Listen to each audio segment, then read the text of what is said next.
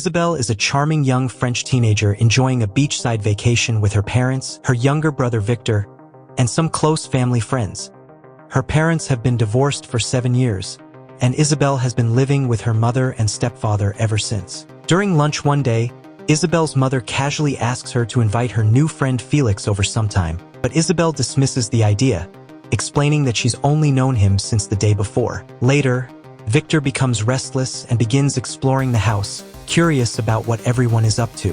When he enters Isabelle's room, he unexpectedly finds her in an intimate moment of self-pleasure. Shocked and confused, Victor quickly retreats. The following morning, Isabelle and Victor head to the beach to soak up the sun. Felix soon joins them, and during their time together, he invites Isabelle to a party that evening. Excited, she accepts the invitation. That night, Isabelle prepares for the event and enlists Victor's help to distract their parents, allowing her to slip out unnoticed. At the party, Isabelle spends the evening with Felix, and the two share a romantic moment on the beach. Their connection deepens, and they end up making love under the moonlight. Afterward, Felix walks Isabelle home, and they part ways. Later, Victor confronts Isabelle in her room, asking about what happened earlier. Isabelle admits she slept with Felix but refuses to go into detail, instructing Victor to keep it a secret. The next day, Isabelle and her family return to the beach, joined once again by Felix. It becomes apparent to Felix that Isabelle doesn't harbor genuine feelings for him. That evening, the family gathers to celebrate Isabelle's 17th birthday with a joyful celebration. A few days later, the vacation comes to an end, and the family heads back home.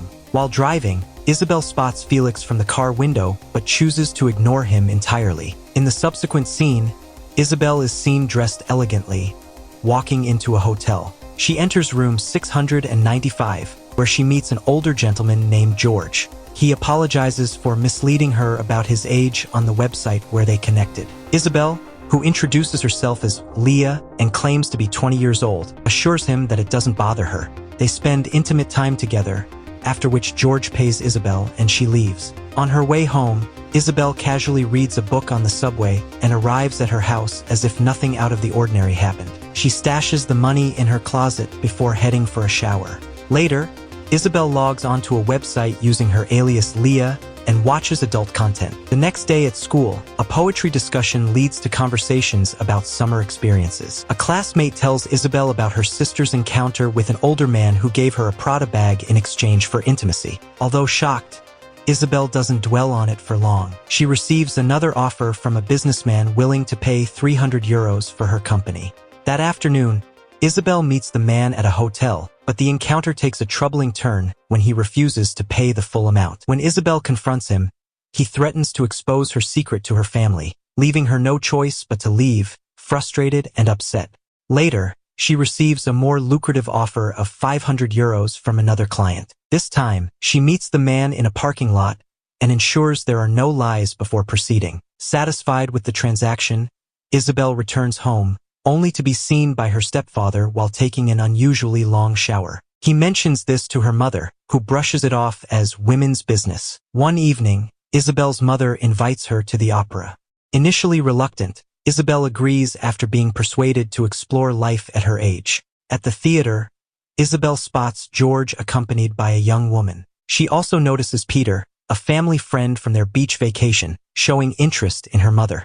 During the performance, George texts Isabelle to arrange their next meeting. When they meet again, George opens up about the young woman at the opera, revealing that she's his estranged daughter. He's trying to repair their relationship.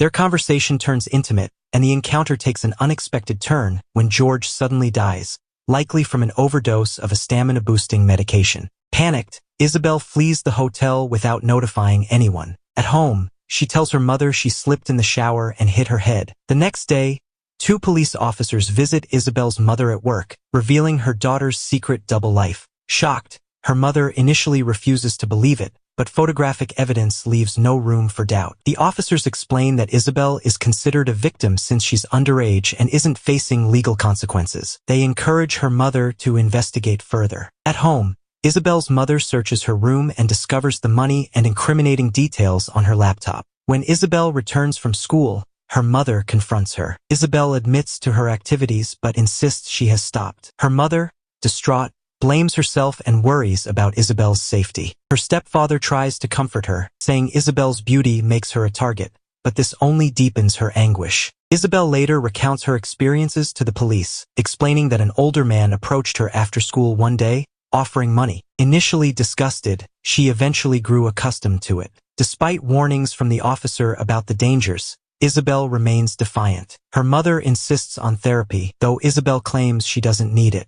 The family debates what to do with the money Isabel earned, with her mother suggesting donation. Isabel vehemently opposes the idea, asserting that she worked for it. The tension continues as Isabel's mother grows increasingly concerned. Despite this, Isabel begins attending therapy sessions, where she confesses feeling numb during her encounters. However, she admits to feeling some attachment to George and believes his death was her fault, breaking down in tears. As time passes, Isabel starts seeing her classmate Alex. They share romantic moments, but Isabel feels no real connection and eventually ends their relationship. Shortly after, she reactivates her secret phone and finds messages from potential clients, which make her smile.